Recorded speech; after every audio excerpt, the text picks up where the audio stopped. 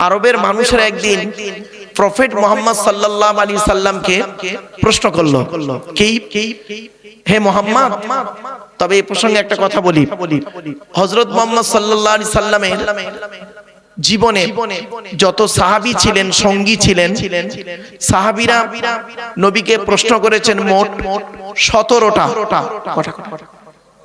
17টা প্রশ্ন নবীর সাহাবীরা নবীকে করেছেন, আর বাকি প্রশ্ন করেছেন অমুসলিমরা। এটা মাথায় রাখুন। তো এই একটি অমুসলিমদের প্রশ্ন। কি প্রশ্ন?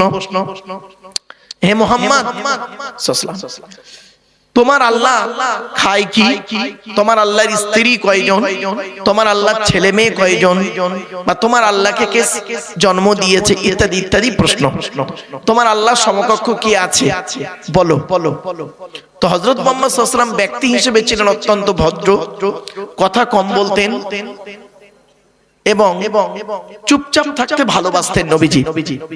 আর যখনই কোনো কথা বলতেন, যতটুকু বলতেন টু দি পয়েন্টে বলতেন, আর অল্প কথায় বিস্তারিত মানে হতো।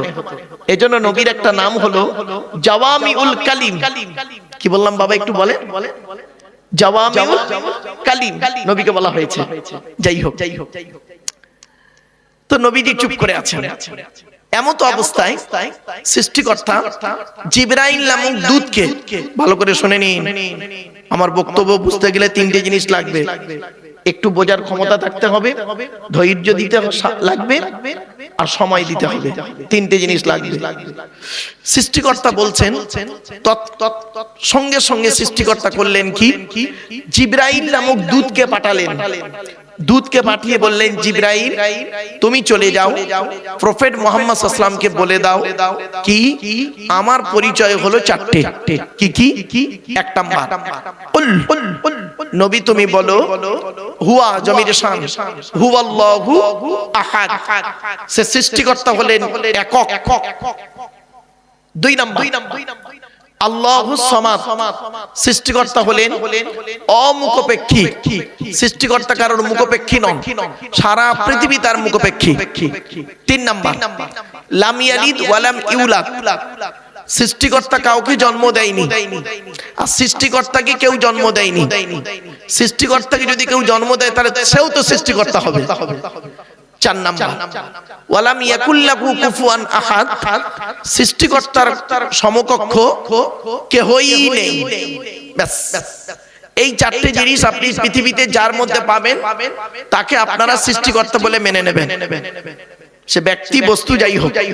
এক নাম্বার, চলুন দেখি, কোন ব্যক্তিকে যদি আমরা সৃষ্টিকর্তা বলি, কোন বস্তুকে যদি সৃষ্টিকর্তা বলি, তাহলে তার মধ্যে চারটি জিনিস আছে কিনা দেখুন।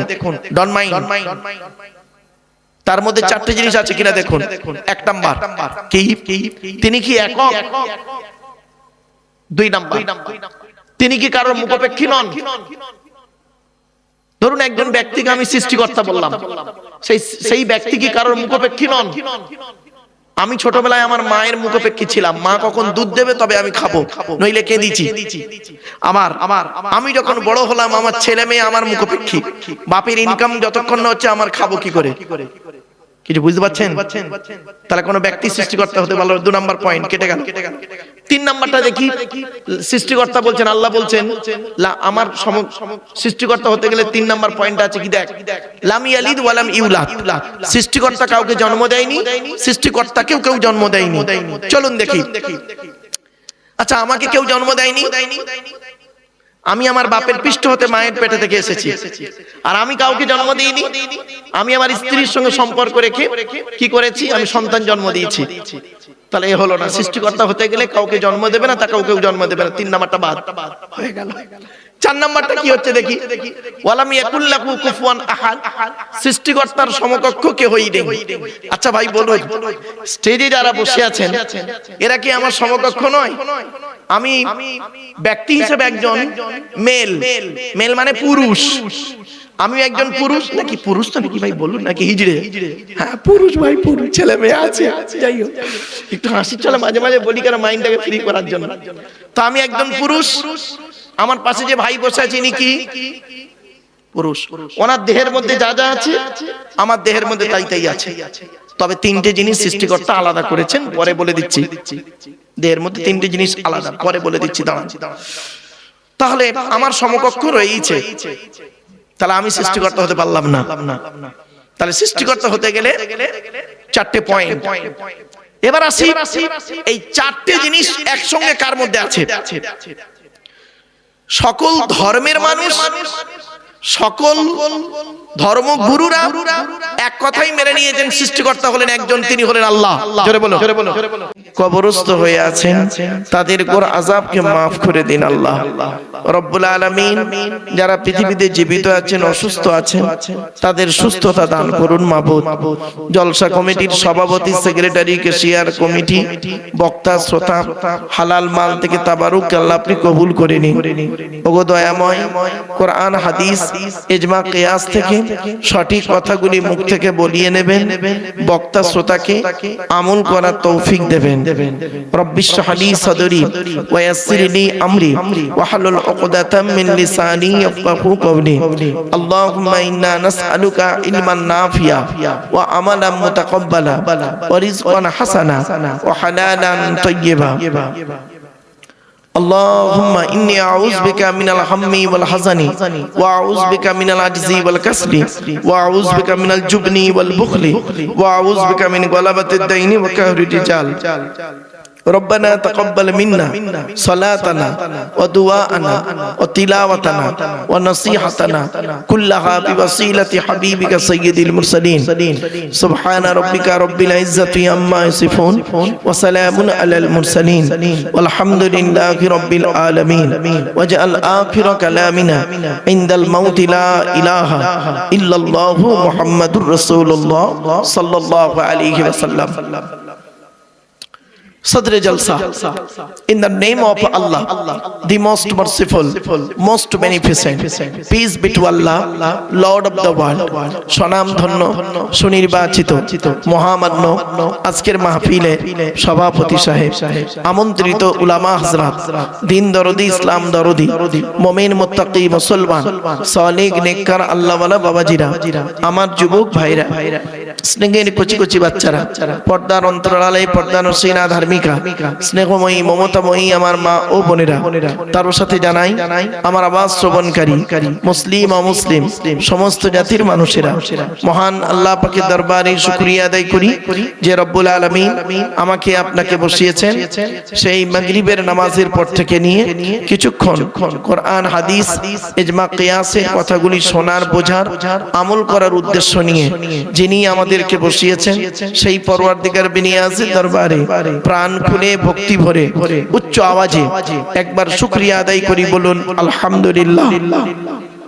একটু আমার সাথে সাথে বলুন সুবহানাল্লাহি ওয়া বিহামদিহি সুবহানাল্লাহিল আযীম।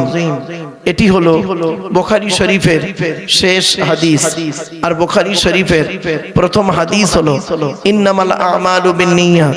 এর বাংলা অর্থ হচ্ছে প্রত্যেকটা কাজ তার নিয়তের উপরে নির্ভর করে।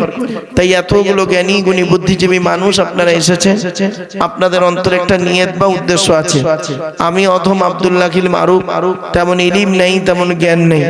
আল্লাহ পাক আমাকে এখানে আনিয়েছেন, আমারও অন্তরে একটা নিয়ত বা উদ্দেশ্য আছে।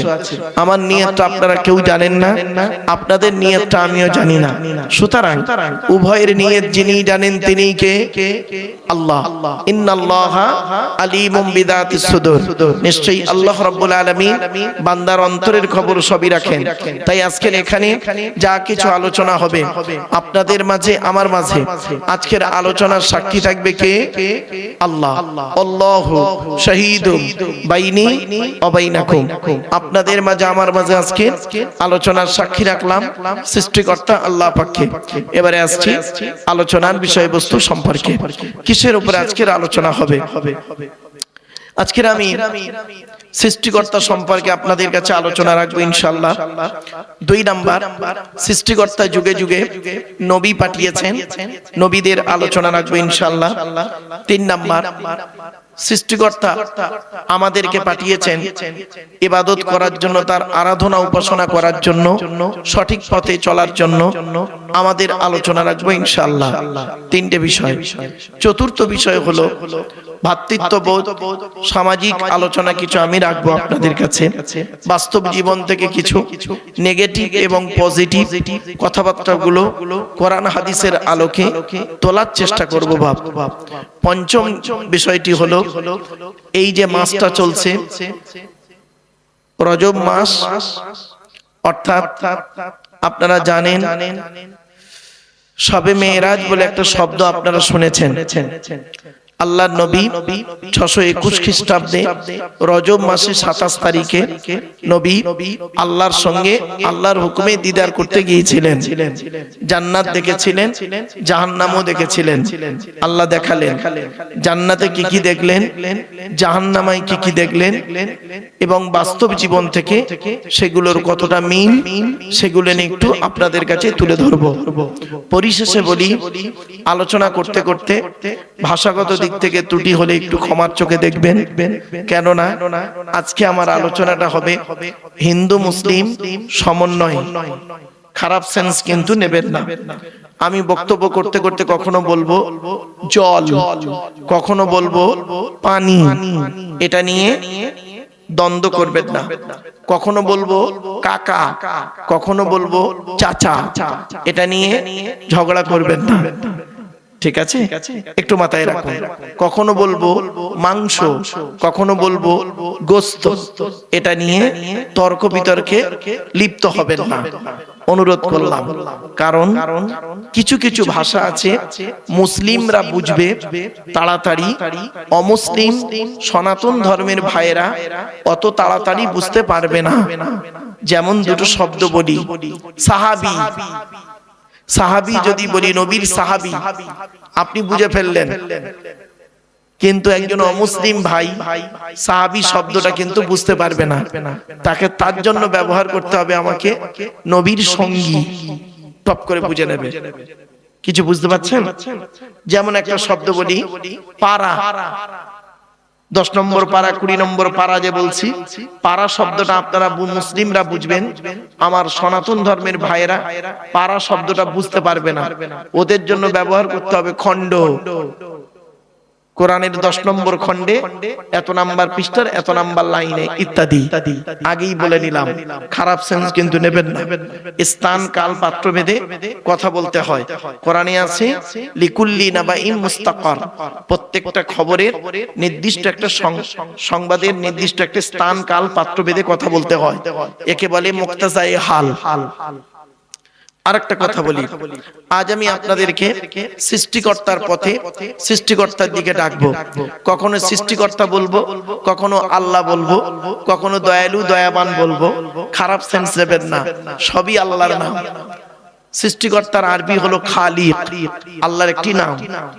আমি যদি খালিক শব্দটা কম ইউজ করে যদি বলি সৃষ্টিকর্তা, আপনি খারাপ সেন্স নেবেন না। আমি আরবিটাকে বাংলায় ট্রান্সলেট করে বললাম। এই জিনিসগুলো আগে ব্রেন থেকে ঠিক করে সাজিয়ে নিন, তবে আমার আলোচনা বুঝতে সুবিধা হবে। পরিশেষে আরেকটি কথা আপনাদেরকে বলবো, আপনাদের হাতে একটু সময় হবে, আছে তো? ও ভাই ঘড়ি আছে নাকি স্টেজে? ওখানে নেই তো? ঠিক আছে, ব্যাস। স্টেজে ঘড়ি থাকলে একটু প্রবলেম হয়। কি জানেন, মানে আমার যে কথাটি আপনার কানে লাগবে, মনে লাগবে, তখন আপনি আমার মুখের দিকে চেয়ে থাকবেন। আর যেটা দেখবেন আমার যে কথাটি আপনার মতের বিরুদ্ধে যাবে, তখন আপনি আমার দিকে না তাকিয়ে ঘড়ির দিকে দেখবেন আর মনে মনে বলবেন এ কখন শেষ করবে বলতো। একদম বাস্তবটাই বললাম। এই জন্য স্টেজে ঘড়ি থাকলে আমি একটু কমিটিকে বলি ভাই একটু নামিয়ে দিন, অন্য কোনো সেন্সে নয়। চলেন এবারে আসছি। আচ্ছা, টেনে টেনে বলছি না বলে অসুবিধা হচ্ছে? মালটা একটু গরম হয়ে যাক, তারপরে টেনে টুনে দিচ্ছি, চিন্তার কোনো কারণ নেই। চলো আসছি। আমাদের সৃষ্টিকর্তার নাম কি আপনারাই বলুন, জোরে বলুন। আল্লাহ। এখন আমাদের জানতে হবে আল্লাহর পরিচয়। আল্লাহর পরিচয় হলো চারটে। কটা? চারটে। শুনে নিন, হিন্দু মুসলিম সকলকেই বলছি, সৃষ্টিকর্তার পরিচয় হলো চারটে। আজকে আমি বলে দিচ্ছি, কোরআনে আছে।